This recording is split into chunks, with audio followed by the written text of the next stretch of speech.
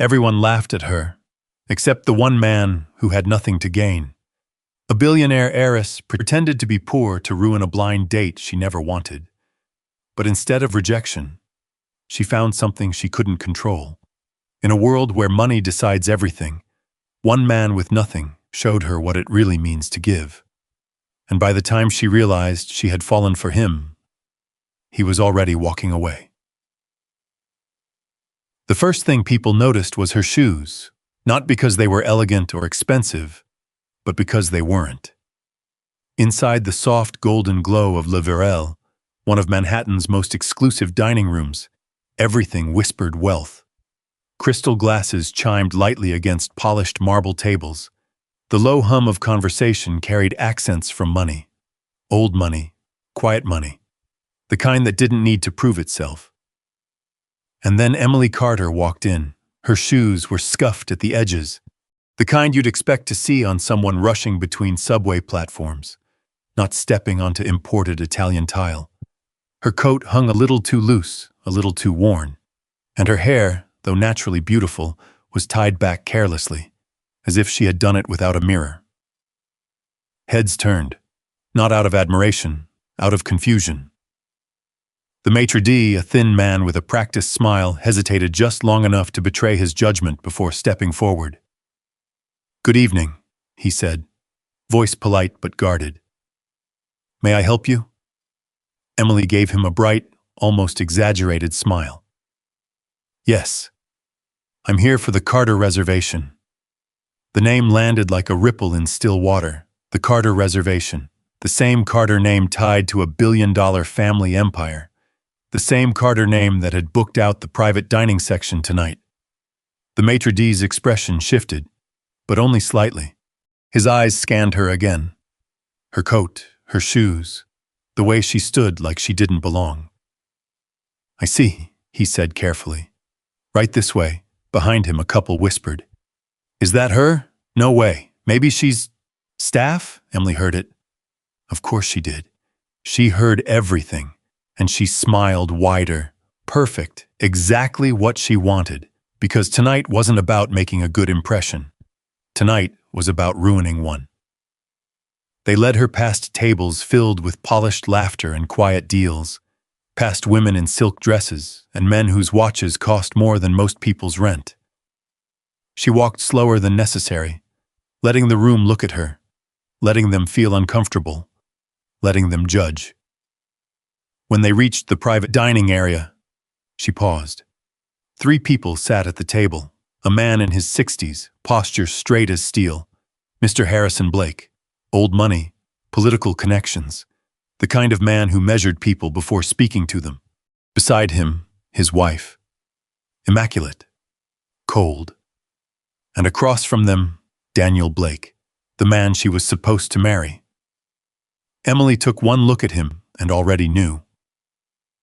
"This would be easy, Emily," Mr. Blake said, rising halfway, confusion flickering across his face before he masked it.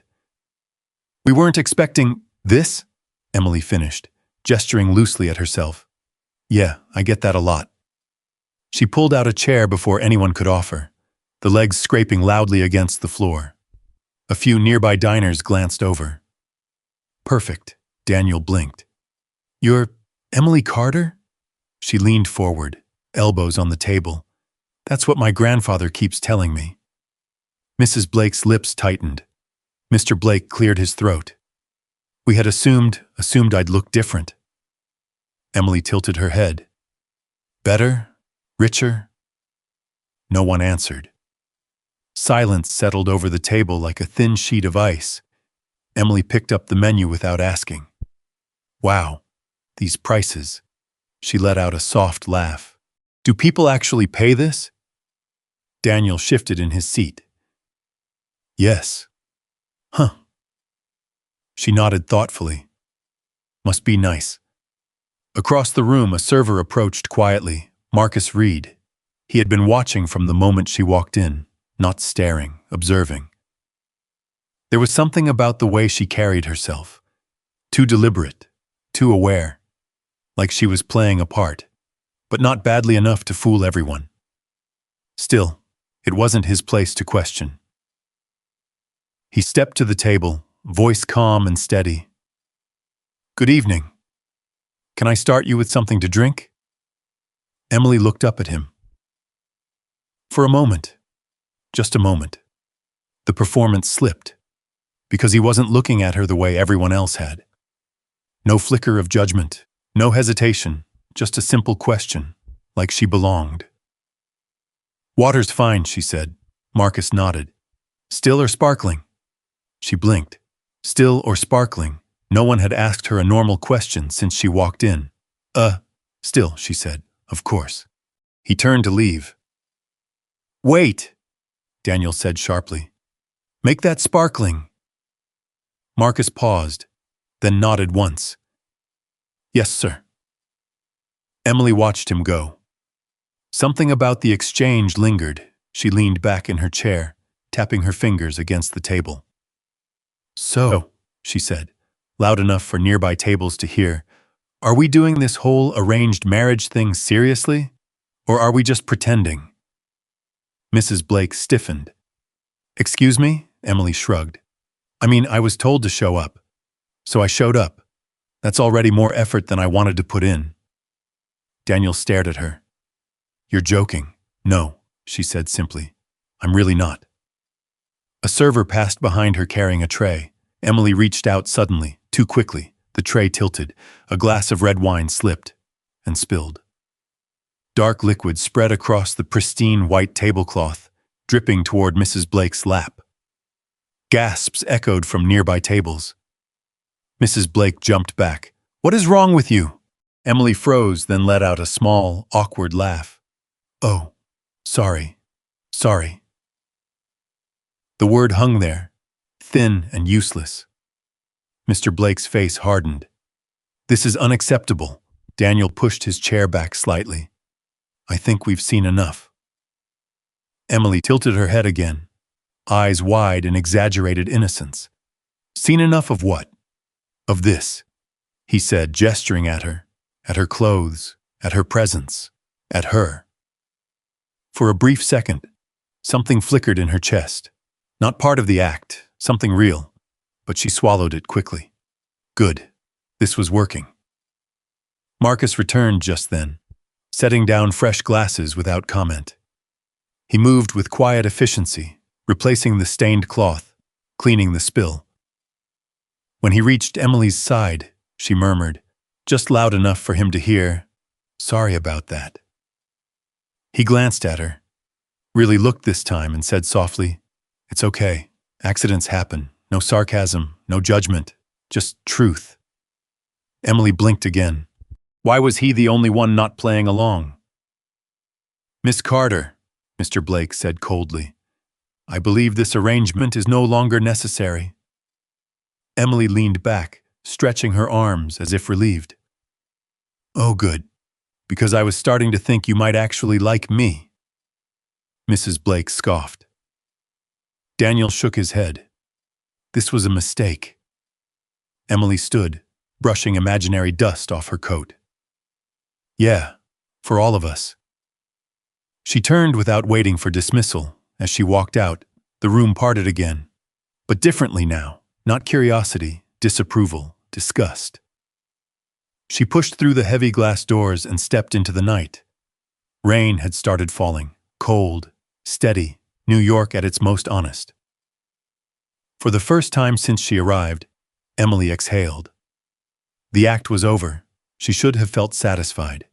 She had done exactly what she came to do, ruined the date, embarrassed the Blakes, escaped the arrangement. So why did something feel off? The door behind her opened. She didn't turn. "Ma'am." She did then. Marcus stood there, holding a dark jacket. "You forgot this," he'd said. She frowned. "That's not mine." "I know," he said. "But it's raining." A simple answer. He stepped closer and gently placed the jacket over her shoulders. The warmth surprised her, not just from the fabric, from the gesture. "You didn't have to do that," she said. He shrugged lightly. "Someone should." She studied him. Rain dotted his uniform. The streetlight behind him cast a soft glow around his figure, turning the moment into something quieter than it should have been. "Why?" she asked. He tilted his head. "Why what? Why are you being nice?" she said. "You saw what I did in there." He held her gaze. "I saw someone having a rough night," he said. "That's all. No lecture, no judgment, no performance, just kindness." Emily looked away first. The rain kept falling. Somewhere in the distance, a bus roared past, tires hissing against wet pavement. For the first time that night, she felt something she hadn't planned for. Confusion. Because the one person who had every reason to judge her didn't, and she didn't understand why. As Marcus stepped back toward the restaurant, he paused. "You'll be okay," he said. Not a question, a statement. Emily watched him disappear inside. The door closed. The city swallowed the moment. But something stayed, something she couldn't quite name, and for the first time since she decided to ruin her own life on purpose. Emily Carter wondered if she had just made a mistake, not by failing the date, but by meeting the one person she wasn't supposed to notice, the wrong man, and she had no idea how much that would change everything. The rain didn't stop. It fell in long, steady lines, blurring the city into streaks of yellow lights and dark reflections. Emily stood on the sidewalk just outside the restaurant, Marcus's jacket draped over her shoulders, her fingers gripping the edges as if it were something fragile. She wasn't supposed to feel anything. That had been the whole point. Embarrass them, ruin the night, walk away untouched. Instead, she stood there under a flickering streetlight, feeling like something had shifted inside her in a way she didn't understand. A taxi passed, then another. She didn't move. For a second, she considered calling her driver. He would be waiting somewhere nearby, probably parked around the corner like always, instructed not to interfere unless she asked. But that would end the night, and whatever this strange feeling was. So she stayed. The restaurant door opened again behind her. Emily turned, expecting Marcus. It wasn't him. It was the manager, tall, thin, sharp suit. The kind of man who smiled only when someone important was watching. He stepped outside, barely noticing the rain. "You," he said, pointing at her. Emily raised an eyebrow. "Me? Yes, you." His voice was tight, controlled. "Whatever game you were playing in there, it's over. I need you to leave the premises." I already did," she said, glancing around at the empty sidewalk. "Then don't come back." Something in his tone, dismissive, irritated, should have annoyed her. Usually it would have. But tonight it just felt predictable. "Trust me," she said lightly. "I wasn't planning to." The manager's gaze lingered on her clothes, then flicked toward the door. "And stay away from my staff," he added. "Especially Marcus. He has a habit of overstepping." Emily's eyes narrowed slightly. "Overstepping how?" "Thinking everyone deserves the same treatment," the manager said flatly. "That's not how places like this work." Before she could respond, he turned and went back inside. The door shut. The rain kept falling. Emily stood there for another moment, something tightening in her chest, thinking everyone deserves the same treatment. She looked down at the jacket wrapped around her. Marcus's jacket. Without thinking, she pulled it closer. A bus roared past at the corner, brakes hissing, doors opening with a mechanical sigh. A few people stepped off, hunched against the rain, heading in different directions. One of them stumbled. An older man, thin, his coat too light for the weather. He nearly slipped on the wet pavement. Before Emily could react, someone else reached him first. Marcus. He had come out the side entrance, umbrella half broken, shoes already soaked. He caught the man's arm just before he fell. "Easy," Marcus said, steadying him. "You okay?" The man nodded weakly. "Just tired." Marcus didn't hesitate. "Come on," he said. "There's a bench around the corner. let's get you out of the rain. Emily watched as Marcus guided him carefully, one hand firm on his shoulder, the other holding the useless umbrella over both of them. No hesitation, no second thought, just action. They reached the bench. Marcus sat the man down, then crouched in front of him, speaking quietly. Emily couldn't hear the words, but she saw the way the man's shoulders relaxed, just a little. Marcus reached into his pocket, pulled out a few crumpled bills, and pressed them into the man's hand. The man shook his head. "I can't." "It's okay," Marcus said. "Just get something warm." The man's eyes filled. He nodded slowly. Emily felt something twist inside her again, that same uncomfortable, unfamiliar feeling. Why? Why would he do that? He didn't have much, she could see that. And yet he gave anyway. Marcus stood, brushing rain from his sleeves, and turned back toward the restaurant. That's when he saw her still standing there. For a brief second, surprise crossed his face. "You're still here," he said. Emily shrugged, trying to sound casual. "Guess I like the rain." He glanced up at the sky. "Most people don't. Most people didn't just get kicked out of a fancy dinner," she said. A small smile touched his lips. "Fair point." They stood there, the city humming around them, the rain softening into something quieter. "You should get home," he said after a moment. "It's getting late." Emily hesitated. This was where she was supposed to leave, call the driver, go back to her penthouse, change out of the costume and forget this entire night ever happened. Instead, she heard herself say, "I can't." Marcus frowned slightly. "Can't? My phone's dead," she lied. "And I don't have cash for a cab." The lie came easily, too easily. Marcus studied her for a second, not suspicious, just thinking. Then he nodded. "All right," he said.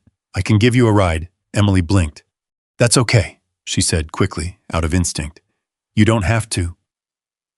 "It's not a problem," he said. "I'm heading that way anyway." She almost said no. Almost. But something stopped her. Maybe it was curiosity. Maybe it was that strange pull she couldn't explain. Or maybe it was the way he said it. Like helping her was the most normal thing in the world. "Okay," she said. Marcus gestured down the block. "My car's around the corner." They walked in silence. The rain tapped softly against the pavement, against the metal of parked cars, against the city itself. Emily glanced at him as they walked. His jacket was gone now. On her. His shirt was damp, clinging slightly to his shoulders. He didn't seem to care. "You do that a lot?" she asked suddenly. "Do what?" "Help people," she said. "Like that guy back there." Marcus shrugged. "When I can, even when you don't have much yourself." He looked at her then. Really looked. "Especially then," he said. Emily frowned slightly. "That doesn't make sense." He smiled faintly. "Yeah, I've heard that before." They reached his car. It was old, clean, but worn. The kind of car that had seen a lot of miles and kept going anyway. Marcus opened the passenger door for her. Emily hesitated for just a second before getting in. The seat was warm, the inside smelled faintly of coffee and something sweet, like vanilla. Marcus got in, started the engine, and the car hummed to life. "Where to?" he asked. Emily stared out at the rain-streaked windshield. For a moment, she almost gave him her real address, the penthouse, the skyline view, the life she was supposed to return to. Instead, she said, "Brooklyn." Marcus nodded. "All right."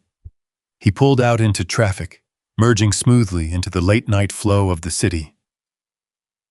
As they drove, Emily watched the world change outside the window. The lights grew dimmer, the buildings smaller, the streets quieter. This wasn't her world, not really. But tonight, it felt more real than anything she had left behind. She glanced at Marcus again. "You always pick up strangers?" she asked. He chuckled softly. "Not always." "Then why me?" He thought about it for a second, then said simply, "You looked like you needed it." Emily leaned back in her seat. Needed it. No one had ever said that to her before. They had said she was powerful, important, lucky, but never that she needed anything. The car moved through the night, the rain fading into a soft mist, and somewhere between Manhattan and Brooklyn, between who she was and who she was pretending to be. Emily Carter realized something she hadn't expected. This wasn't part of that plan anymore. And for the first time in a long time, she wasn't sure she wanted it to be. The car turned onto a quieter street. Marcus slowed down. Where exactly in Brooklyn? Emily opened her mouth, paused. Because the truth was, she didn't know what to say next. Marcus slowed the car, glancing at her briefly before turning his eyes back to the road. "Take your time," he said gently. "No rush." Emily swallowed. Outside, Brooklyn stretched quietly under dim streetlights. The rain had softened into a light drizzle, leaving the pavement slick and reflective. Small storefronts lined the street. Corner groceries, a laundromat with flickering neon, a closed barber shop with faded posters in the window. Nothing like Manhattan. Nothing like her world. Just, "Here is fine," she said finally, pointing vaguely ahead. Marcus pulled over near a row of older apartment buildings. Paint chipped from the walls. Fire escapes curled down like metal ribs. A single porch light buzzed above a doorway, casting a tired yellow glow. He turned off the engine. "You sure?" he asked. Emily nodded quickly. "Yeah, this is good," but she didn't reach for the door. Neither did he. For a moment, they just sat there, the quiet settling in. "You don't live around here, do you?" Marcus asked. It wasn't accusatory, just observant. Emily forced a small laugh. What gave it away? He smiled slightly. "You hesitated." She looked down at her hands. "Careful. Stay in character." "I just moved," she said, still getting used to it. Marcus didn't respond right away. Then he nodded once. That makes sense.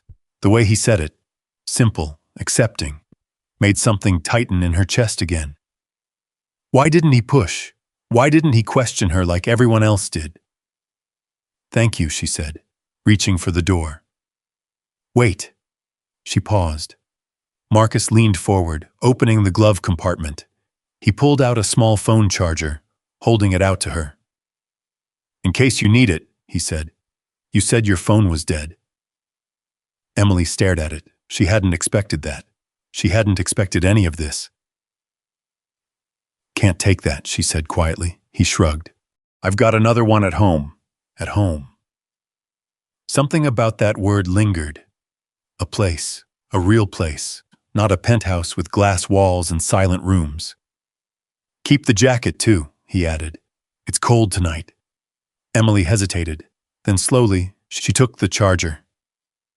"Thanks," she said again, softer this time. Marcus nodded. "You'll be okay?" he asked. That question again, simple, honest. Emily met his eyes. For a split second, she almost told him everything, who she really was, why she was here, what this night had been. But the moment passed. "Yeah," she said.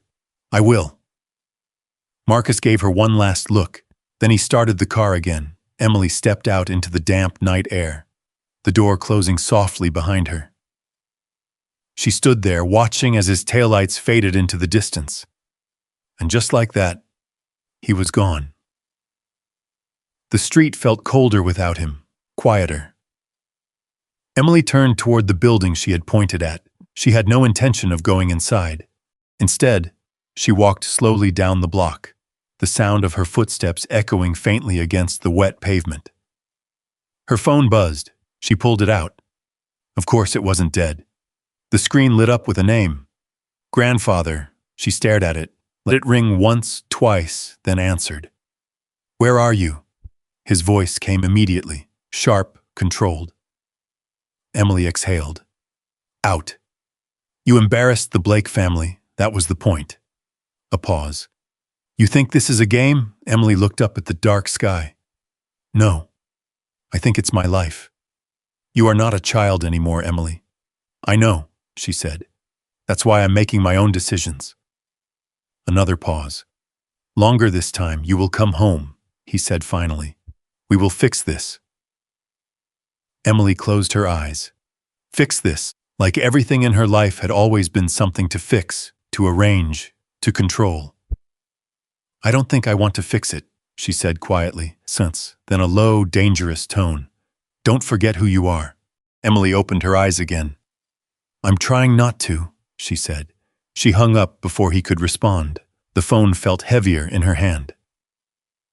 She slipped it back into her pocket and kept walking. A few blocks later, the street opened into something different, brighter, noisier. A small cluster of people gathered outside a building with a hand-painted sign. Community kitchen, open late. Warm light spilled out onto the sidewalk. Laughter drifted through the open door. Emily slowed.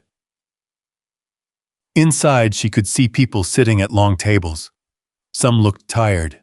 Some looked like they hadn't had a good day or a good week. But they were eating, talking, sharing something simple, something real. She stepped closer, then stopped, because she saw him. Marcus. He was inside, sleeves rolled up, moving between tables with a tray in his hands. Not in a uniform this time. Just a plain shirt, worn jeans. He wasn't working, he was helping. A little girl, his daughter, sat at one of the tables, swinging her legs, smiling as she handed out napkins to people twice her size. Emily's breath caught. He had already given money away, lost his job, and now he was here, giving more.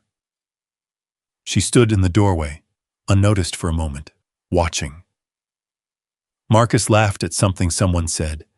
The sound easy, unforced. He looked different here, lighter, like this place mattered to him, like these people mattered. Emily stepped inside slowly, the warmth wrapped around her immediately. Heat, voices, the smell of food. No one stared, no one judged. A woman behind the counter glanced at her. You here to eat or help? Emily blinked. I don't know, the woman smiled. You can do either. Before Emily could answer, Marcus turned. He saw her, surprise flickered across his face. You? He said. Emily gave a small, awkward shrug. Guess I like following you around. He smiled slightly. You have a funny way of showing it. She looked around the room again. You work here too? No, he said. Just come by when I can. Even after tonight? He shrugged. People still need food. Simple, always simple. Emily looked at the tables again, at the people eating, at his daughter, who waved at her with a bright, open smile. And for the first time in a very long time, Emily Carter didn't feel like she was pretending. What can I do? She asked. Marcus paused, studied her, then nodded toward the counter. Grab an apron, he said. We're running low on hands. Emily hesitated for just a second. Then she walked to the counter, picked up an apron, and tied it around her waist. As she turned back, Marcus was already moving again, handing out plates, checking on people, making sure everyone had enough. Emily stepped forward, carefully, uncertain, but willing. And somewhere deep inside, a quiet realization began to form. She had come here to ruin something. But maybe she had just stepped into something she wasn't ready for. Something real, and she didn't know where it would lead. The apron felt heavier than it should have. Emily stood near the counter, fingers still adjusting the loose knot at her waist, watching the room move around her like a scene she hadn't been invited into, until now. Plates clattered softly. Someone laughed near the back. A radio played low somewhere in the kitchen, an old soul song drifting through the air like a memory. Start with those, Marcus said, passing by her with a tray stacked with bowls. He nodded toward a row of empty plates near the sink. Just wipe them down and stack them. Nothing fancy, Emily nodded. Nothing fancy.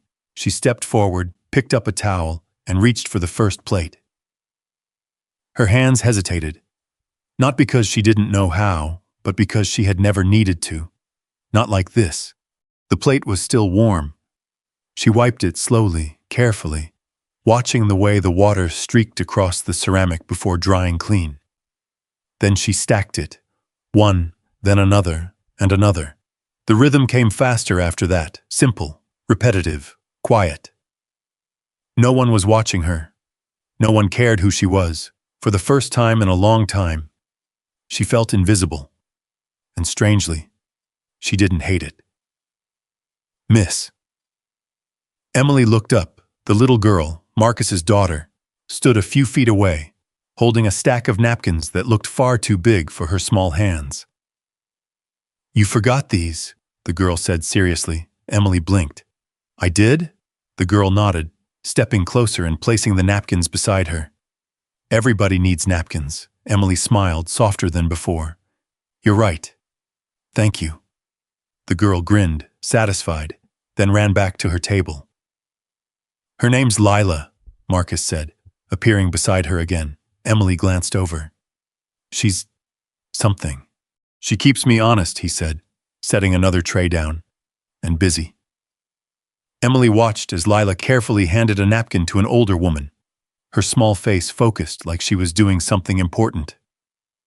"She's helping," Emily said. Marcus nodded. "That's the idea." Emily turned back to the plates. "You bring her here every night?" she asked. "Most nights," Marcus said. "When I can. Even when you don't have work anymore?" There was a slight pause. Then Marcus shrugged. "This isn't work," Emily frowned. "But you're still giving your time, yeah. And your money." Another shrug. Emily set a plate down a little harder than she meant to. "That doesn't bother you?" she asked. Marcus looked at her. "Should it?" "Yes," she said, a little sharper than intended. "You just lost your job. You're helping strangers. You gave away what little you had. At some point, shouldn't you—" She stopped herself. "Shouldn't you what? Choose yourself?" Marcus didn't seem offended. He just leaned lightly against the counter, folding a towel in his hands. "Let me ask you something," he said. Emily hesitated. "Okay, when you walked in tonight, you expected people to judge you, right?" She stiffened slightly. "Yeah, they did." She nodded. Marcus gestured around the room. "But not here." Emily looked around. No one stared. No one whispered. No one laughed. They just existed, together. "No," she admitted. "So maybe," Marcus said, "this place matters more than whatever I lost today." Emily didn't respond, because she didn't have one. The truth settled quietly between them, a truth she wasn't ready to admit out loud. Marcus pushed off the counter and moved back into the room, carrying another tray.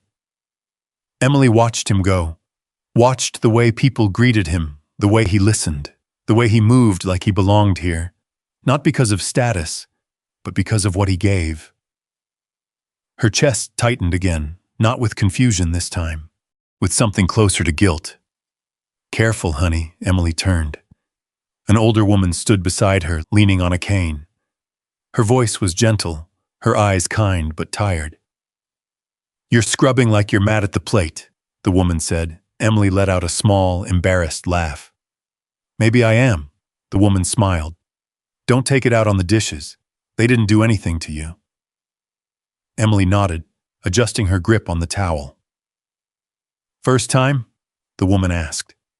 Emily hesitated, then said, "Yeah, it gets easier," the woman said. "Helping people, I mean." Emily looked at her. "Does it?" she asked quietly. The woman considered that, then shook her head slowly. "No. But you get stronger." Emily swallowed. The woman tapped the counter lightly with her cane. "That man over there, Marcus, he's one of the good ones. Don't see many like him anymore." Emily followed her gaze. Marcus was kneeling beside a man at one of the tables, listening closely as the man spoke, his expression patient, focused. He does this every week, the woman continued. Sometimes more. Doesn't matter if he's tired or broke or hurting himself. He shows up. Emily's grip tightened around the towel. Why? She asked again, almost to herself. The woman smiled faintly. Because that's who he is, Emily didn't respond. Because that answer wasn't complicated. And maybe that's what made it so hard to understand. Time passed differently inside the kitchen. Minutes stretched, conversations blurred.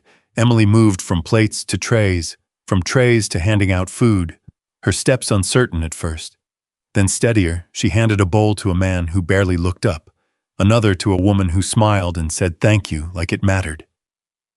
Each small moment added up, until suddenly, she wasn't thinking about herself anymore. She was just there, helping. The shift was so quiet she almost didn't notice it. Until her phone buzzed again, she ignored it. It buzzed again and again. Finally, she stepped aside, pulling it out, unknown number. Her chest tightened. She answered. Emily, not her grandfather this time. A different voice, cool, controlled, familiar. Daniel Blake. She froze. I thought we were done, she said. So did I, he replied. But your grandfather doesn't seem to think so. Emily closed her eyes briefly. Of course, you embarrassed my family tonight, Daniel continued. Do you have any idea what that looks like? Emily glanced back into the room, at Marcus, at Lila, at people who didn't care about appearances. I think I do, she said quietly. There was a pause on the other end. Where are you? Daniel asked. Out. That's not an answer. It's the only one you're getting. Another pause. Then his voice dropped slightly. Your grandfather wants this fixed. And when he wants something fixed, it gets fixed. Emily felt the familiar pressure creeping back in, the weight of expectations, of control, of a life she had tried to step away from, even if just for one night. She looked down at the apron still tied around her waist, at her hands, damp from dishwater, at the room behind her. I'm not something you can fix, she said. Daniel let out a soft, humorless laugh. Everyone is, Emily. You just haven't realized it yet. The line went dead. Emily stood there, staring at the phone. The noise of the kitchen slowly returned around her. But something had changed. The outside world, the one she had tried to escape, wasn't done with her, not even close. She slipped the phone back into her pocket, turned, and saw Marcus watching her from across the room, not asking, not pushing, just there, waiting. Emily forced a small smile and walked back toward the counter. But the warmth she had felt earlier had shifted. A quiet tension had crept in, because now she knew, this place, this moment, this fragile sense of something real, it wasn't safe, not from the world she came from, and not from the truth she was still hiding. The kitchen felt warmer now, but not in the same way. Emily stood at the counter, hands moving automatically, stacking clean plates one after another. The rhythm was still there, the quiet hum of purpose, the low conversations drifting through the room. But something had shifted. The call, Daniel's voice still echoed faintly in her mind, like a shadow she couldn't shake. Your grandfather wants this fixed. Fixed, like she was something broken. She pressed the edge of a plate down harder than necessary. Hey, Marcus's voice was closer now. She looked up. He was standing beside her again, not holding a tray this time. Just watching. You all right? He asked. Simple. Always simple. Emily forced a small nod. Yeah, just tired. Marcus didn't move right away, didn't push, but he didn't fully believe her either. That happens, he said. Long night. She gave a half smile. You have no idea. He studied her for a moment longer, then nodded slowly, as if deciding not to ask more. Take a break, he said. You've done enough. Emily glanced around.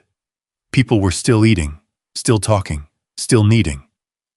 I'm fine, she said quickly. Marcus shook his head lightly. You don't have to prove anything here. That word again. Prove. Emily felt something tighten in her chest.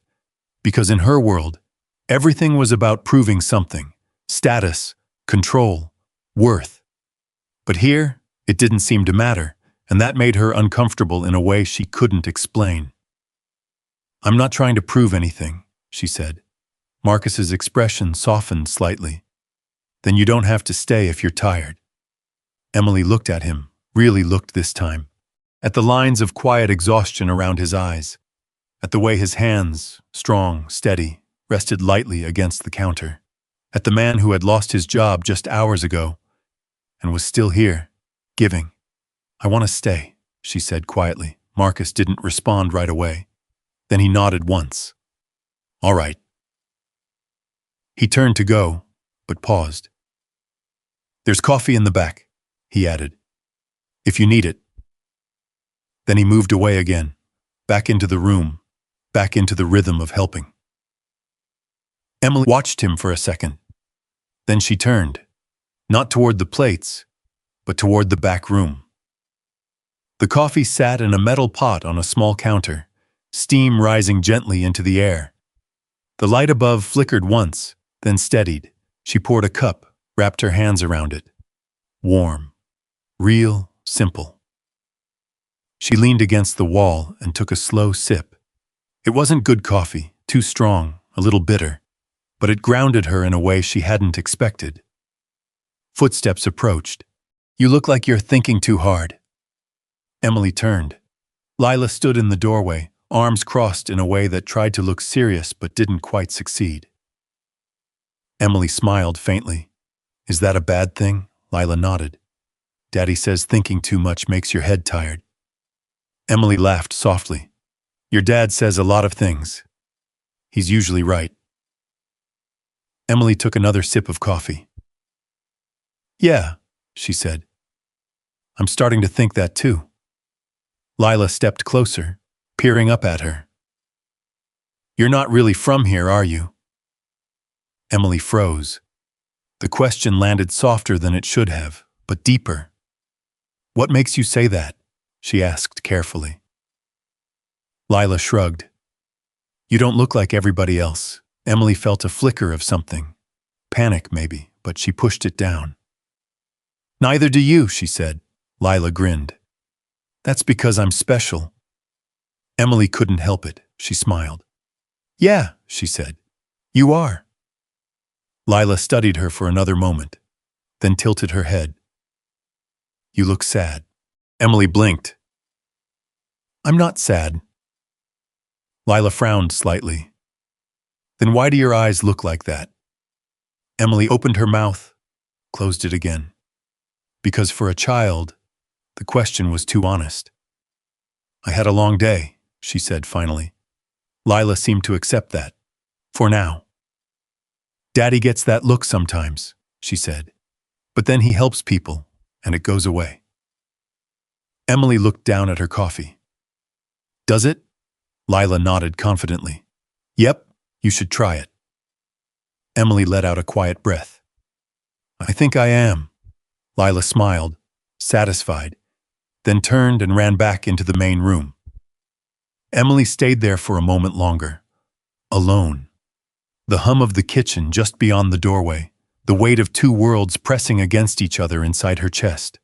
One she had always known, one she had just stepped into, and the space between them was starting to feel impossible to ignore.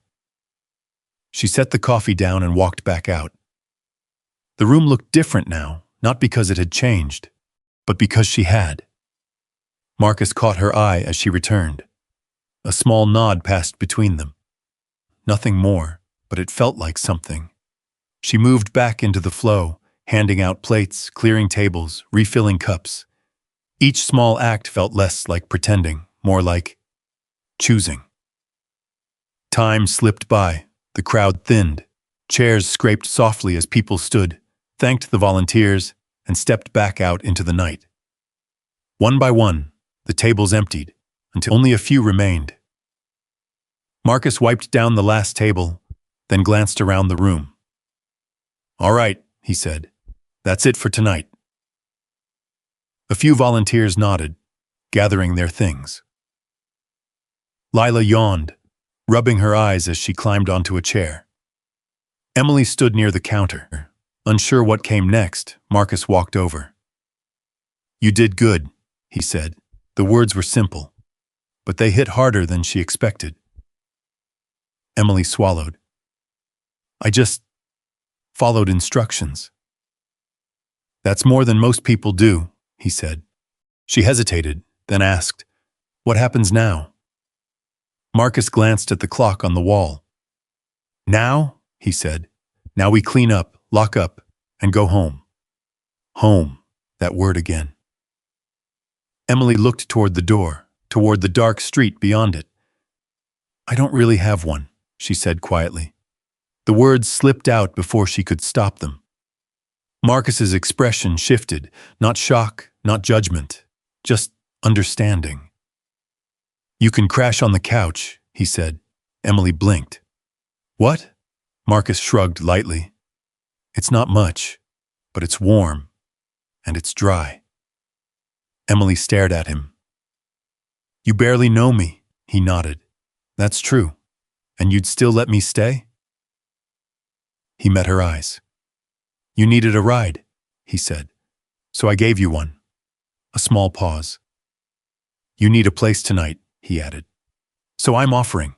No conditions, no expectations, just kindness." Again, Emily felt something inside her shift. Deeper this time. More dangerous, because this wasn't part of any plan. This wasn't something she could control. And yet, she nodded. "Okay," she said. Marcus smiled faintly. "All right." He grabbed his keys. Lila hopped down from her chair, already half asleep. Emily took one last look around the room, at the empty tables, at the quiet space where something real had happened. Then she followed them out into the night. And as the door closed behind her, Emily Carter stepped further away from the life she had always known, and closer to something she didn't yet understand, something that was starting to matter more than it should, and she had no idea how hard it would be to walk away. The car ride was quieter this time. The rain had stopped, leaving the streets slick and shining under the soft glow of streetlights. Water clung to the edges of sidewalks, reflecting passing headlights in long, broken lines. Emily sat in the passenger seat, her hands folded in her lap, Marcus's jacket still wrapped around her shoulders. Lila had fallen asleep in the back, her small head resting against the window, her breath slow and even. Marcus drove carefully, one hand steady on the wheel, the other occasionally adjusting the heater. No music, no questions, just the quiet hum of the engine and the city slowly fading into something softer, smaller. Emily glanced out the window. This part of Brooklyn felt different, less crowded, less rushed. The buildings stood close together, older, worn in a way that didn't try to hide its age. A few porch lights glowed faintly. Somewhere in the distance, a dog barked once, then went quiet again. Marcus turned onto a narrow street and slowed. "This is us," he said. Emily's eyes followed the car as it pulled up in front of a small, two-story building. It wasn't broken, it wasn't dangerous, but it wasn't polished either. The paint had faded in places. The front steps creaked slightly as Marcus got out of the car. A single porch light flickered above the door, casting long shadows across the wood. Emily stepped out slowly. The air felt colder here, quieter, real. Marcus opened the back door gently, lifting Lila into his arms without waking her. She stirred slightly, murmuring something soft against his shoulder, then settled again. Emily watched the way he held her. Carefully, like she was something precious, something he would never drop. "Come on," he said softly, nodding toward the door. Emily followed. Inside, the apartment was small, not cramped, but close. A worn couch sat against one wall, covered with a neatly folded blanket. A small table stood near the window, two mismatched chairs tucked underneath. The kitchen was just a few steps away, separated by a narrow counter. Everything was clean, not spotless, not perfect, but cared for, lived in. Marcus carried Lila down a short hallway and gently placed her in a small bedroom. Emily lingered near the doorway, watching as he pulled a thin blanket over her and brushed a loose strand of hair from her face. "You're home, baby," he whispered. Lila didn't wake, but she smiled, just a little. Emily felt something tighten in her chest again. Marcus stepped back, closing the door halfway. "She'll sleep through anything once she's out," he said quietly. Emily nodded. He walked past her, heading into the kitchen. "You hungry?" he asked over his shoulder. Emily blinked. "No, her stomach growled, loud enough to echo slightly in the small space. She froze. Marcus paused, then smiled. "I'll take that as a yes." Emily let out a small, embarrassed breath. "I guess I didn't eat much tonight. Doesn't sound like you had the chance," he said. He opened the fridge. Inside, simple things, leftovers, milk, a few vegetables, nothing extravagant. He pulled out a container, set it on the counter, and began reheating it. Emily leaned lightly against the wall, watching him. "You do this every night?" she asked. "Cook," he said. Take care of everything." Marcus shrugged. "Pretty much. By yourself?" He nodded. "Been that way for a while." Emily hesitated, then asked, "Her mom?"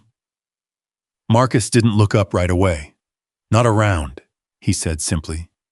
There was something final in his tone, not cold, just closed. Emily nodded slowly. "I'm sorry." Marcus gave a small shrug. "We're doing all right." The food finished heating. He set a plate down in front of her. "Careful, it's hot." Emily stepped forward, sitting at the small table. She picked up the fork, hesitating for a second before taking a bite. It wasn't fancy, not even close, but it was warm, comforting, real. She ate quietly, the sound of the fork against the plate soft in the stillness. Marcus leaned against the counter, watching her for a moment before turning away, giving her space. "You don't have to stand," she said. "You can sit." He shook his head. "I'm good." Emily frowned slightly. "You always do that." "Do what?" "Put yourself last." Marcus glanced at her, then back at the counter. "Someone has to," he said. Emily set the fork down. "That's not fair." He smiled faintly. "Fair's not really part of the equation." Silence settled between them again. Not uncomfortable, but heavy. Emily finished eating, setting the plate aside. "Thank you," she said quietly. Marcus nodded. "Anytime." Moved to the couch, pulling the blanket off and tossing it toward her. "You can take the couch," he said. "I'll crash in the chair." Emily stared at him.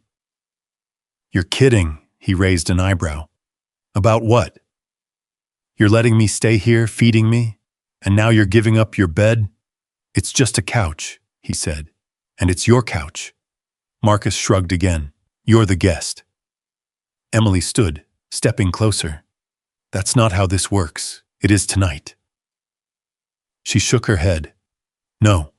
We'll figure something else out." Marcus watched her for a moment. Then, slowly, a small smile appeared. "You're stubborn," he said. Emily almost laughed. "You have no idea." They stood there for a second. Two people from completely different worlds, meeting somewhere in the middle.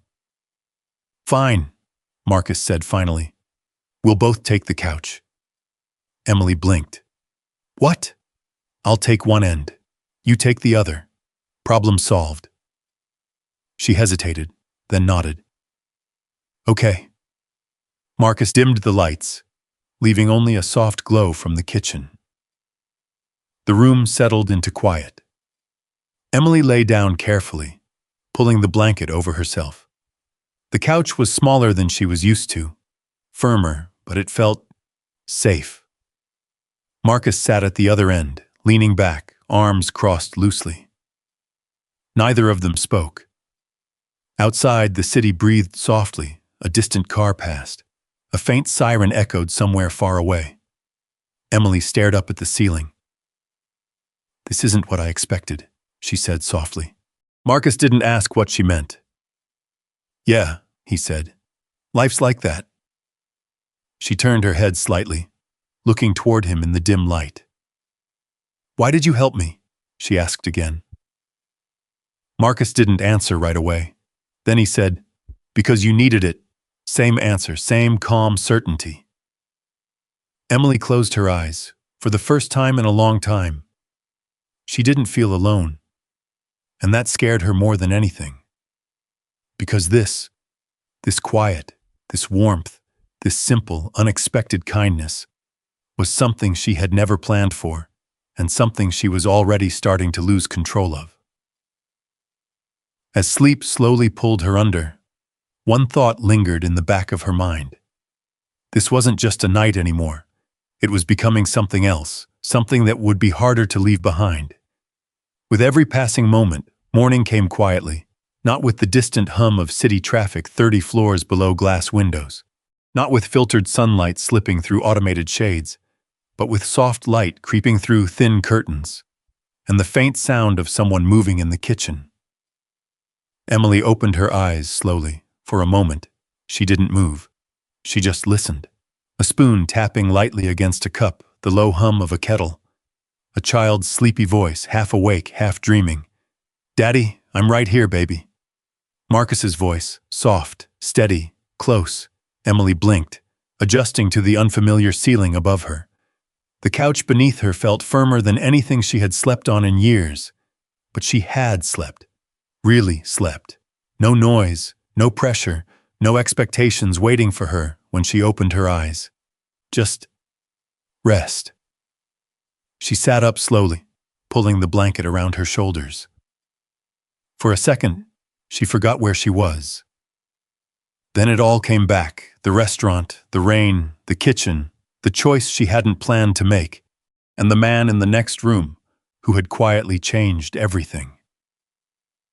Emily stood and walked toward the kitchen.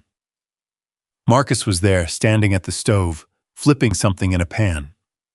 Lila sat at the small table, her hair messy, her feet swinging as she tried to stay awake. "Morning," Marcus said without turning. Emily paused. "How did you know I was awake?" she asked. He smiled slightly. "You walk softer than most people, but not that soft." Emily let out a small breath that might have been a laugh. "Good morning," she said. Lila looked up immediately. "You're still here," she said, as if it were a surprise. Emily smiled. "Looks like it." Lila grinned, satisfied, and went back to staring at the plate in front of her. Marcus set a second plate down at the table. "Sit," he said, "before it gets cold." Emily hesitated. She wasn't used to this, being told to sit, being served without expectation. But she stepped forward anyway and sat across from Lila. The food was simple. Eggs, toast, a little fruit. Nothing elaborate, but it smelled warm, honest. Emily picked up the fork, taking a small bite. It tasted better than anything she'd had in a long time. Not because of what it was, but because of where she was. "You cook every morning?" she asked. "Most mornings," Marcus said. "Depends on how early I have to be out." Emily paused. Had to be out. The words lingered. "You don't have work anymore," she said carefully. Marcus didn't look at her. "Something will come up," he said. Simple, like it was already decided. Emily frowned slightly. "That doesn't worry you?" Marcus shrugged. "Worry doesn't pay the bills." Emily opened her mouth, closed it again, because for once, she didn't have an answer. Lila spoke up, breaking the silence. "Daddy says things always work out," she said proudly. Marcus glanced at her. I say we make things work. Lila nodded, like that made perfect sense. Emily looked between them, at the quiet certainty in their voices, at the kind of belief she had never needed to have, because everything in her life had always been arranged, guaranteed, controlled, until now. You don't ever get tired? She asked. Marcus met her eyes this time. Of what? Carrying everything, she said. For a second, something flickered across his face. Not weakness, not even exhaustion, just truth. Yeah, he said. Sometimes. Emily waited, but he didn't say more because he didn't need to. The silence said enough. After breakfast, Marcus stood and began clearing plates. I've got to head out, he said. See if I can line something up for work. Emily stood quickly. I can help. He shook his head. You've done enough. I want to, she said. Marcus paused, looked at her, then nodded slightly. All right.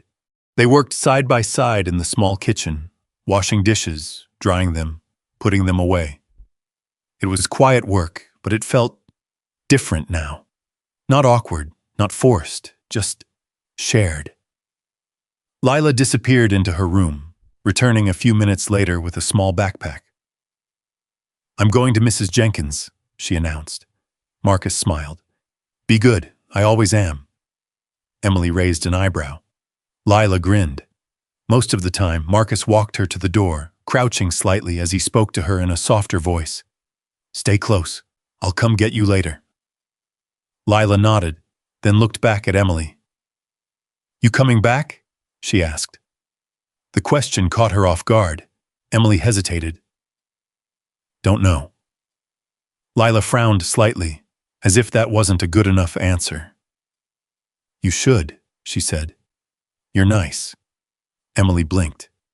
Nice. No one had called her that in a long time. Lila waved once, then ran down the hallway, disappearing around the corner. The apartment felt quieter without her. Marcus closed the door, turning back toward Emily. So, he said, grabbing his jacket. What's your plan? Emily opened her mouth, paused, because for the first time, she didn't have one. I'm not sure, she admitted. Marcus nodded, as if that made sense. He said, You can stay here if you need to. Just lock up if you leave. Emily stared at him. You trust me that much? Marcus shrugged. You stayed. That's usually enough. Emily looked down at her hands, at the faint marks left from dishwater, at the apron still hanging loosely over a chair. Something about his trust felt heavier than anything else, because it wasn't earned. Not really. And that made it harder to carry. I'll be back later, Marcus said, heading for the door. Or, he paused, then added, Make yourself at home. And just like that, he was gone. The door clicked shut behind him. Emily stood there, alone, in a place that wasn't hers, in a life she didn't belong to. And yet, it didn't feel wrong. She walked slowly through the apartment, past the small table, past the worn couch, into the hallway. Lila's room door was slightly open. Inside, the space was small but filled with color. Drawings taped to the walls, a few stuffed animals lined up carefully on the bed. Emily stepped inside. On the wall, one drawing caught her eye. 3 figures, a man, a little girl, and a third figure, tall, with long hair. Standing beside them, she froze, because even without details, she knew that figure wasn't supposed to be there, and yet, it was. Emily stepped back slowly, her heart beating a little faster. Because this was how it started. Not with big decisions, not with dramatic moments, but with small, quiet shifts, moments that didn't seem important. Until they were. She walked back into the living room, sitting on the edge of the couch. Her phone buzzed again. She didn't pick it up, not this time. Instead, she looked around, at the life Marcus had built, at the simplicity of it, at the honesty, and for the first time, she realized something that unsettled her more than anything else. She didn't want to leave. And that was a problem she had no idea how to solve. Emily sat there for a long time after Marcus left. The apartment was quiet now. Too quiet. The kind of silence that didn't come from emptiness, but from something waiting for her to decide. She leaned forward, elbows resting on her knees, her eyes drifting across the small room again, the couch she had slept on, the table where they had eaten, the jacket Marcus had handed her without hesitation. Everything here felt earned. Nothing was for show. Nothing was designed to impress, and somehow that made it heavier. Her phone buzzed again. This time she picked it up. 3 missed calls. 5 messages, all from the same number, Daniel. And beneath that, 1 message from her grandfather. Short, direct, come home. Now. Emily stared at the screen. Her reflection stared back at her. Messy hair, no makeup, still wearing the same clothes from the night before. For a moment, she didn't recognize herself. And for the first time, she didn't hate that. She stood slowly, walked toward the window. Outside, the street moved like it always did.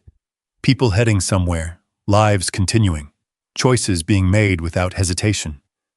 But inside her, everything felt stuck, split between 2 worlds, one she had always known, one she had just stepped into, and she couldn't hold both. Not for long. The phone buzzed again. This time she answered. "What?" she said. "Daniel didn't waste time. Where are you? Why does it matter?" "It matters because you've turned this into something bigger than it should be." Emily let out a quiet breath. "I didn't turn anything into anything. I just showed up. You humiliated my family. You humiliated yourselves," she shot back. A pause, then his voice dropped. "You think this is still about last night?" Emily frowned. "What are you talking about? Your grandfather's already making calls," Daniel said. "You think he's going to let this go? You embarrassed him. You embarrassed the Blakes. That doesn't just disappear." Emily felt the weight of those words settle in. Of course it didn't. Nothing in her world ever just disappeared. "What do you want, Daniel?" she asked. "I want you to come back," he said, "before this gets worse." Emily laughed softly. "Worse for who? For you," he said, without hesitation. The certainty in his voice made her chest tighten because he believed it, not as a threat, but as fact. Emily turned away from the window, pacing slowly across the room. "You don't get to tell me what's worse for me," she said. "No," he replied. "Then tell me, what exactly are you doing right now?" She stopped, because she didn't have an answer that would make sense to him. "I'm living," she said finally. Daniel exhaled sharply. "No, you're hiding." The word hit harder than she expected, because part of her knew he wasn't completely wrong. "I'm done with this conversation," she said. "Emily," she hung up. The silence returned. But it wasn't the same as before. This time it pressed in, heavy, unavoidable. She looked around the apartment again, at the life Marcus had built piece by piece, at the small details that made it real, and suddenly, she saw it differently. Not just as something she wanted, but as something fragile. Something that could be broken by her name, her world, her problems. Emily stepped back. Her breath caught slightly, because for the first time, she wasn't just thinking about what she wanted. She was thinking about what her presence might do. Marcus had trusted her, let her in, without knowing anything about who she really was. And if he did, would that trust still be there? Or would it disappear like everything else in her life once the truth came out? She ran a hand through her hair, pacing again. "This is stupid," she muttered to herself. It was supposed to be one night, one decision, a small act of rebellion. Now it felt like something else entirely, something deeper, more complicated. Her phone buzzed again. This time, it wasn't Daniel. It was her driver. "Miss Carter, I've been instructed to locate you." Emily closed her eyes. "Of course, I'm fine," she said. "Go home. I'm afraid I can't do that, ma'am." She opened her eyes again. "Why not? Your grandfather was very clear." Emily's grip tightened around the phone. "He doesn't control me," she said. There was a pause, then carefully, "Yes, ma'am." But they both knew that wasn't entirely true. She hung up again. Her chest felt tight now. The walls of the apartment suddenly seemed closer, smaller. Not because they had changed, but because her world was catching up to her. Emily walked to the door, her hand hovered over the handle. If she left now, she could end it. Go back, return to everything she had always known. Control, power, safety, but at what cost? She looked back.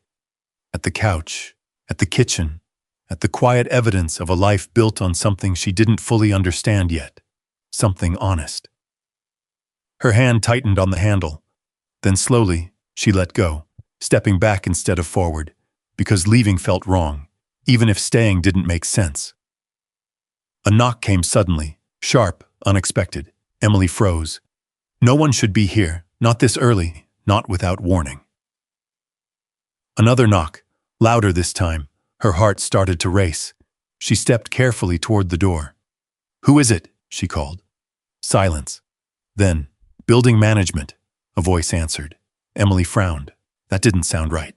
Something about it felt off. She moved closer anyway, peering through the small crack in the door. Two men stood outside, dressed neatly, too neatly, not like building staff. Her stomach tightened. "Can I help you?" she asked, not opening the door. One of them smiled. Cold. "We're looking for someone," he said. "Thought she might be here." Emily's breath caught. "Wrong place," she said quickly. The man's smile didn't change. "We don't think so." Emily stepped back, her mind racing, because suddenly, everything Daniel had said made sense. This wasn't just about embarrassment. This was about control, about making sure she came back, no matter what. Her heart pounded harder now, because she wasn't just choosing between two worlds anymore. She was caught between them. And neither one was letting her go. From down the hallway, she heard a door open, a voice. "Familiar, everything all right, Marcus?" Relief flooded through her so fast it almost made her dizzy. The men outside glanced past her. Their expressions shifted slightly, measured, calculating. Emily swallowed. Because now, it wasn't just her problem anymore. And whatever happened next wouldn't stay contained. Marcus stepped closer, his voice calm but firm. "Everything all right?" The hallway felt suddenly smaller. The two men at the door turned slightly, their attention shifting from Emily to Marcus. For a brief moment, the air tightened, like something unseen had just entered the room. Emily stood frozen just behind the door, her pulse loud in her ears. "I've got it," she said quickly, trying to keep her voice steady. But Marcus didn't move, didn't step away. He stayed exactly where he was, close enough to make it clear she wasn't alone. One of the men smiled again, that same controlled, rehearsed smile. "We're just looking for someone," he said. "Didn't mean to cause any trouble." Marcus's eyes didn't leave them. "Then you won't mind leaving," he replied. The smile faded just slightly. The second man glanced at the first, then back at Marcus, measuring him. "Sir," he said, "this isn't your concern." Marcus took a slow step forward. "It is if you're knocking on my door." That shifted something. Emily saw it. The balance in the room tilted. Subtly, but enough. The men straightened, not aggressive, but no longer casual. "We're not here for you," the first man said. "We're here for her." The word landed like a weight. Emily's breath caught. Marcus didn't react immediately, but his stance changed. Just enough. She said you've got the wrong place, he replied. The first man's eyes flicked toward Emily again, then back to Marcus. Does she look like someone who belongs here to you? The question was sharp, deliberate. Emily felt it hit her like a quiet blow. Because it wasn't just about finding her. It was about exposing her. Marcus didn't answer right away. He didn't look at Emily, didn't question her. He just said, she said you've got the wrong place. The same words, the same calm certainty. The man studied him for a moment longer, then exhaled softly. Fine, said, we'll leave. But the way he said it wasn't over, not really. As they turned and walked down the hallway, their footsteps echoing faintly, Emily felt her shoulders drop slightly, but the tension didn't disappear. It stayed, lingering. Because now, Marcus knew something wasn't right. The door clicked shut. Silence returned. But it wasn't the same kind of silence as before. This one was heavier. Marcus turned slowly. His eyes found Emily, not accusing, not angry, but searching. You want to tell me what that was about? He asked. Emily opened her mouth. Nothing came out, because the truth, the real truth, would change everything. I don't know, she said finally. The words felt thin, even to her. Marcus didn't respond immediately. He just watched her. And for the first time since they met, there was something new in his expression. Doubt, not loud, not harsh, but there. You don't know, he repeated. Emily nodded, her fingers tightening slightly at her sides. They've been calling me all morning, she added quickly. I told you, things got messy last night. Marcus stepped closer. Mess doesn't usually come with people knocking on doors like that. His voice was still calm, but firmer now, grounded. Emily felt the space between them shift, not breaking, but changing. I didn't think they'd follow me here, she said quietly. There, a piece of the truth, not all of it, but enough to feel real. Marcus studied her for a long moment, then nodded slowly. All right, he said. Emily blinked. That's it? She asked.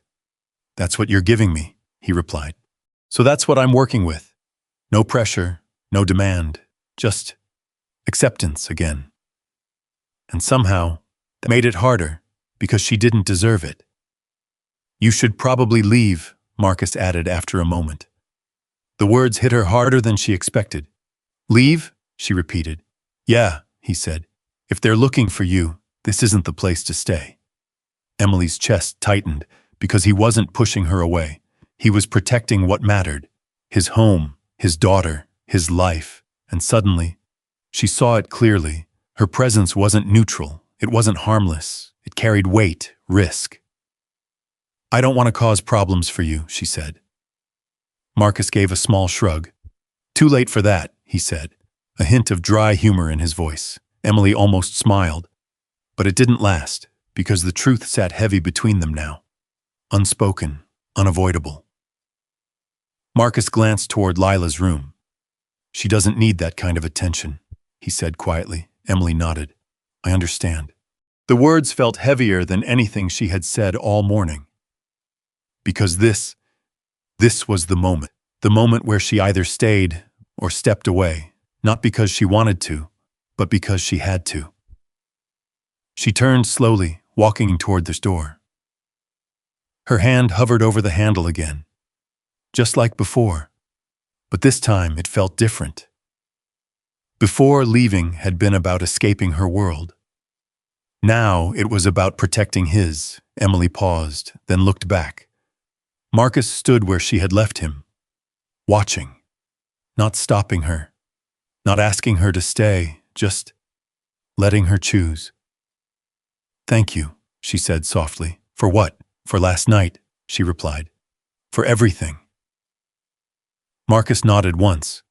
You're welcome. No questions, no expectations. Just a quiet acknowledgement of something that had happened between them. Something real. Emily opened the door, stepped out into the hallway. The air felt colder now, sharper, as if the world outside had been waiting. She walked slowly toward the stairs, each step heavier than the last, because with every step, She felt it, the distance growing, the connection fading, and something inside her resisted it, strongly, desperately. But she kept walking, because this was the right thing to do, wasn't it? Protect him, protect his life, even if it meant walking away from something she didn't fully understand yet. At the bottom of the stairs, she stopped. Just for a second, her hand resting lightly against the railing, her breath uneven, because for the first time, doing the right thing felt like losing something important. And she wasn't ready for that, not yet. But she stepped forward anyway, out into the street, into the world she couldn't escape, and behind her. The door closed quietly, separating two lives that were never supposed to cross, and yet had. The street felt colder than it had just minutes ago. Emily stepped out onto the sidewalk, the sound of the door closing behind her echoing louder than it should have. The air carried a faint chill, even though the rain had stopped. Cars passed at a distance, their tires whispering against wet pavement. She didn't turn back, not immediately, because she knew, if she did, she might not leave. Her steps were slow at first, then steadier, then faster. Like if she kept moving, she wouldn't feel it. Wouldn't feel the weight pressing against her chest. Wouldn't feel the quiet loss of something she didn't even have a name for yet. A black sedan pulled up at the corner. Too clean, too familiar. Her stomach dropped. The driver stepped out before she could turn away. "Miss Carter." Emily stopped. Of course they had found her. "You shouldn't be here," she said without looking at him. "With respect, ma'am," he replied calmly. "You shouldn't be here either." She let out a small, bitter breath. "Did my grandfather send you?" "Yes, ma'am. Of course he did." The driver opened the back door of the car. "Please," he said, "let's go home." Home. The word felt wrong now, like it belonged to someone else. Emily glanced back, up toward the building, toward the window that belonged to Marcus's apartment. She couldn't see him, but she knew he was there, and somehow, that made it harder. "I'm not going," she said. The driver didn't move. "Miss Carter, you know I can't leave without you." "Then don't leave." A pause, then a slight shift in his tone. More careful. "Your grandfather is concerned." Emily let out a soft laugh. "He's not concerned. He's controlling." The driver didn't respond, because they both knew that was closer to the truth than anything else. She stepped back slightly, putting distance between herself and the open car door. "I'm fine," she said. "I don't need anything." The driver studied her for a moment. Then his eyes moved, past her, up the street. Emily followed his gaze. Two men stood at the far end of the block, the same ones from earlier, watching, not approaching, just there. Her chest tightened. "They won't stop," the driver said quietly. "Not until you come back." Emily swallowed, because now she understood. This wasn't about giving her a choice. This was about removing it. "You think putting pressure on me is going to change anything?" she asked. "No," the driver said, "but it will make things harder for everyone around you." The words landed heavy because they weren't a threat. They were a warning. And she knew. He wasn't wrong.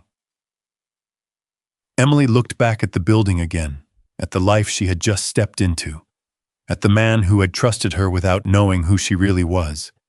And suddenly, the truth became impossible to ignore. She didn't belong in his world. Not like this, not with everything she carried behind her. "Fine," she said quietly. The driver stepped forward immediately, opening the car door wider. Emily hesitated for just a second, then got in. The door closed softly behind her. And just like that, the world shifted again. The car pulled away from the curb. Marcus's street faded behind her, block by block, until it disappeared. Emily leaned her head back against the seat. The leather felt cold, familiar, empty, The city changed as they drove. Brooklyn gave way to wider streets, brighter lights, taller buildings, everything cleaner, sharper, controlled. By the time they reached Manhattan, it felt like she had stepped into a different reality, one she knew too well. The car slowed as it approached the towering glass building she called home. Her home, or at least, the place she had always lived. The doors opened automatically as she stepped inside. Marble floors, polished surfaces, silence, no laughter, no voices, no life. A concierge nodded politely.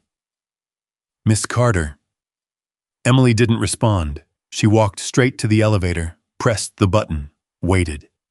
The doors opened with a soft chime. She stepped in, pressed the top floor. As the elevator rose, the city unfolded behind the glass walls, lights stretching endlessly, like a map of everything she was supposed to want.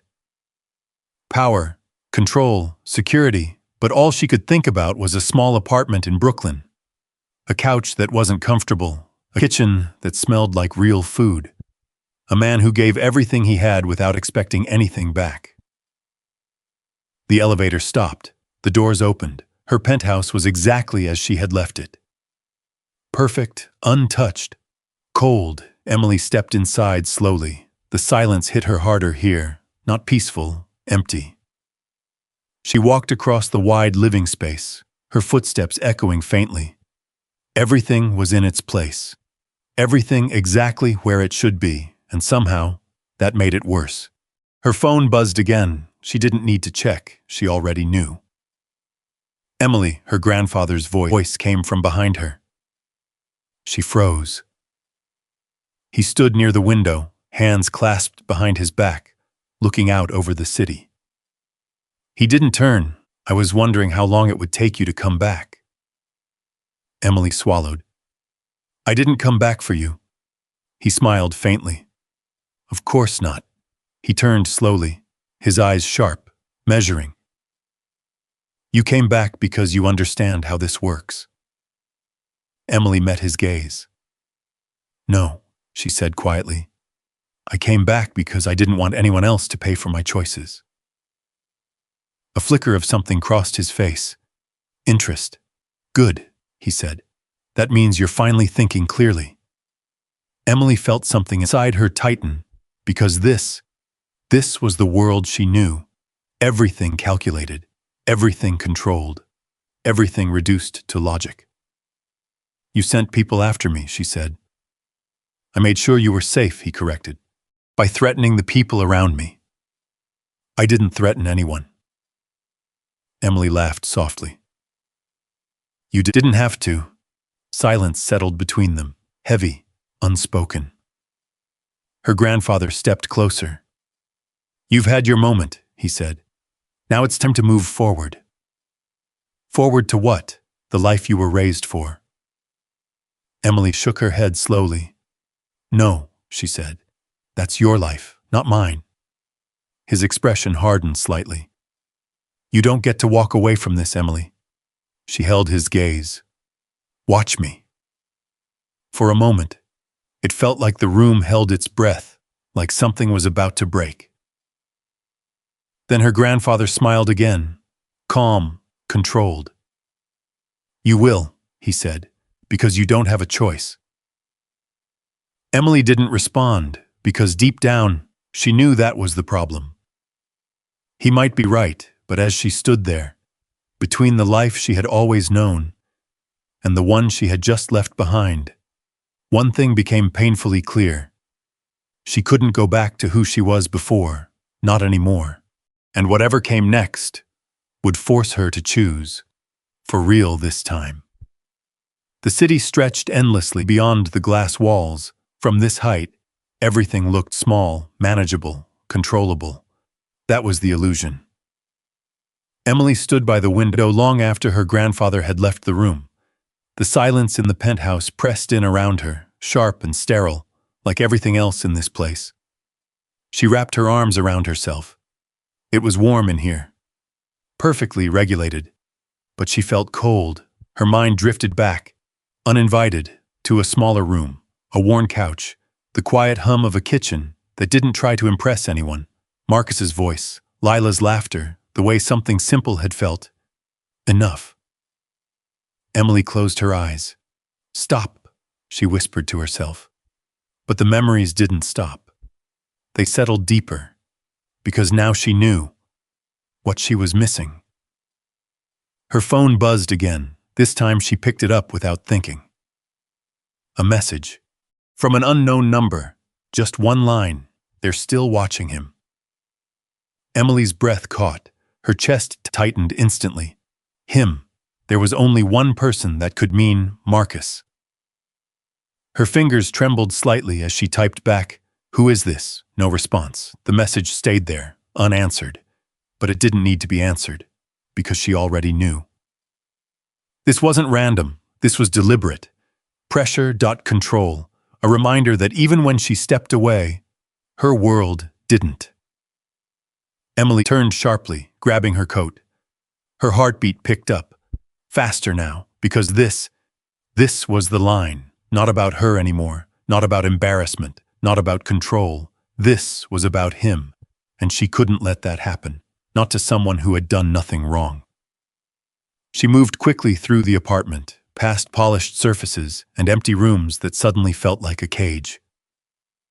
By the time she reached the elevator, her decision was already made. The doors closed. The city rose around her again.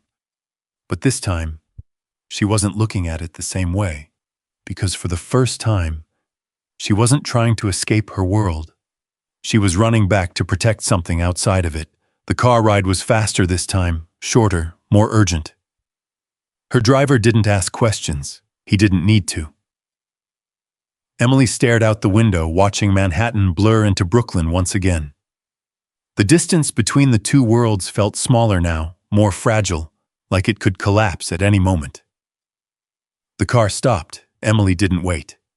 She stepped out before the door fully opened, moving quickly down the street, her breath uneven, her pulse loud. The building came into view, same as before, but now it felt different, because she knew what was at stake. She climbed the stairs 2 at a time, reached the hallway, and stopped. The door to Marcus's apartment was open, just slightly. Emily's chest tightened. She stepped closer, carefully, quietly. "Marcus?" she called. No answer. She pushed the door open. The apartment was still, too still, the kind of stillness that didn't belong. Her eyes scanned the room quickly. The couch, the table, everything looked the same. But something felt off. "Marcus?" Her voice came out softer this time, uncertain. Then, a sound. From down the hallway, Emily moved toward it, slowly, her heart pounding harder with each step. She reached the hallway, paused, then stepped forward. Marcus stood near the kitchen, back turned, hands resting against the counter. Still, Emily let out a breath she didn't realize she'd been holding. "You scared me," she said. Marcus didn't move, didn't turn. Something in her chest tightened again. Marcus turned it slowly, and the look in his eyes was different. Not angry, not cold, but distant, like something had shifted. "You came back," he said. Emily nodded. "I got a message," she said. "They're watching you. I didn't know it would go this far. You didn't know," he repeated. His voice was calm, but there was something underneath it, something heavier. Emily stepped closer. "I didn't want this to happen," she said. "I never meant to." "Who are you?" The question stopped her, completely, because this time, he wasn't asking gently. He wasn't accepting half answers. He was asking for the truth. Emily's breath caught. "I told you no," Marcus said, shaking his head slightly. "You told me what you wanted me to hear." The distance between them felt wider now, even though she was only a few steps away. "You had people at my door," he continued. "You had someone following you. You had a car waiting outside this morning." Emily swallowed. "I can explain." "Then explain." His eyes held hers, steady, unmoving, for the first time since they met. He wasn't stepping back. He wasn't giving her space to hide. Emily felt the truth rise in her chest, heavy, unavoidable. If she said it, everything would change. If she didn't, she would lose him anyway. Her voice came out quieter than she expected. "My name is Emily Carter." Marcus didn't react, not yet, but she saw it. The moment he recognized it, the name, the weight behind it, the world it belonged to. "You're that Carter?" he asked. Emily nodded slowly. "Yes." Silence filled the room, long, heavy, unforgiving. Marcus looked away first, running a hand through his hair, letting out a breath. "You lied to me." The words weren't loud, but they hit harder than anything else. Emily stepped forward. "I didn't lie about everything," she said quickly. You let me believe you needed help." "I did," she said. Marcus looked back at her, not like that. The truth of it landed. Because he was right. She had needed something, but not in the way she had shown him. Emily felt her chest tighten. "I didn't know how to say it," she admitted. Marcus let out a quiet, humorless laugh. "So you said nothing?" "I stayed," she said, "and now you're bringing your world into my home." The words cut deeper this time, because they weren't wrong. Emily shook her head. "I came back to stop," she said. "I came back to protect you." Marcus held her gaze. "And why do you think I need protecting?" The question caught her off guard, because it wasn't defensive, it was honest, and she didn't have an easy answer. "They don't play fair," she said quietly. Marcus nodded slowly. "Neither does life." Masson settled again. But this time, it felt like something was breaking, not loudly, not dramatically, just quietly. Emily stepped back, because she could feel it, the distance, the shift, the moment where something real was slipping away. "I'm sorry," she said, and for the first time, it wasn't part of any act. It was real. Marcus didn't respond, not right away. He just stood there, between two worlds, trying to decide where he stood. And Emily, for the first time, realized something that hurt more than anything else. This wasn't just about choosing her life anymore. It was about whether he would choose her at all. The silence between them stretched longer than either of them expected. Emily stood still, her hands at her sides, her breath shallow. She had said everything that mattered. There was nothing left to hide now, and somehow, that made it worse, because now the decision wasn't hers anymore, it was his. Marcus moved first, not toward her, but away. Just a step, but it felt like distance. He walked past her slowly, stopping near the small table, his hand resting against the back of a chair. His shoulders were tense, not angry, but carrying something heavier. Processing, choosing. "You should have told me," he said finally. His voice wasn't loud, but it carried weight. Emily nodded, her throat tight. "I know. I gave you everything I had," he continued, his back still to her. "Not money, not power, just what I could." Emily swallowed hard. "I didn't take that lightly," she said. Marcus let out a slow breath. "Didn't you?" The question cut deeper than anything else, because she didn't have a perfect answer. "I didn't know how to be honest without losing this," she said quietly. Marcus turned then. His eyes met hers, and for the first time since she walked back into his apartment, she saw it, not anger, not disappointment, but something quieter, something harder to face. "I never had it," he said. The words landed like a quiet break. Emily's chest tightened. "That's not true." "Yes, it is," he said, not raising his voice. "You came into my life as someone else. The version of you I knew wasn't real." Emily took a step closer. "It was real," she said, "just not complete." Marcus shook his head slowly. "That's not the same thing." Silence filled the space again. Heavy, honest, unavoidable. Emily looked at him. Really looked this time. at the man who had helped her without question, at the man who had trusted her without proof, at the man who had nothing to gain and everything to lose.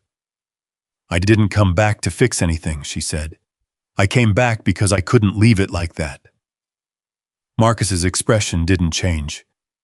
"You already did." The truth of it hit her again. Harder this time, because now she understood what she had broken. Not a situation, not a moment, but trust, and trust didn't rebuild itself overnight. Outside, a car passed, the faint sound grounding the moment. Emily exhaled slowly. "I don't expect you to forgive me," she said. Marcus didn't respond. "I don't expect anything from you," she continued. "Not after this." That was new, even to her, because for the first time in her life, she wasn't trying to control the outcome. She was just accepting it. "I just needed you to know the truth," she said softly. Marcus looked down for a second, then back at her. "And now I do." Another pause. "Then, doesn't change what I saw," he added. Emily blinked. "What do you mean?" Marcus's gaze shifted slightly, not away, but deeper. "You showed up," he said. "Not once, more than once." Emily didn't move. "You stayed," he continued. "You helped. You didn't have to." A flicker of something passed between them, small, but real. Emily's voice came out quieter. "I wanted to." Marcus nodded slowly. "I believe that." The words caught her off guard, because she hadn't expected that. Not now. Not after everything. "But wanting something," he added, "and building something are different." Emily felt that settle in. Deep. Because she knew he was right. There was a difference between a moment and a life. Marcus stepped back again, creating space. "I've got a daughter," he said. "I don't get to take risks like that." Emily nodded immediately. "I know, and your world." He paused, searching for the right words. "It doesn't just stay where it is. It follows you." Emily felt that truth press in again, because it wasn't just about her anymore. It was about everything that came with her, everything she couldn't leave behind. "I won't let it touch you," she said. Marcus gave a small, almost sad smile. "You don't get to decide that." Emily didn't argue, because again, he was right. Silence settled once more, but this time, it wasn't breaking. It was settling into something new, something uncertain. Emily took a step back. Not running, not retreating, just giving him the space he deserved. "I'm going to fix what I can," she said. Marcus didn't ask how, didn't question it. "I believe you will," he said. That was it. No promise, no resolution, just acknowledgement. Emily nodded slowly, then turned. Walking toward the door, this time, there was no hesitation, no pause, because she understood now. Leaving wasn't about giving up. It was about doing what needed to be done. For him, for his life, for something bigger than what she wanted. Her hand reached the door, she opened it, stepped into the hallway, and for a moment, she stopped. Not because she was unsure, but because she needed to remember the feeling, the place, the truth she had found here. Then she stepped forward. The door closed behind her. And this time, it didn't feel like something was ending. It felt like something was beginning, something harder, something real, something that would require more than just showing up. And as Emily Carter walked back into the world she had always known, she carried something with her she had never had before, not power, not control, but purpose.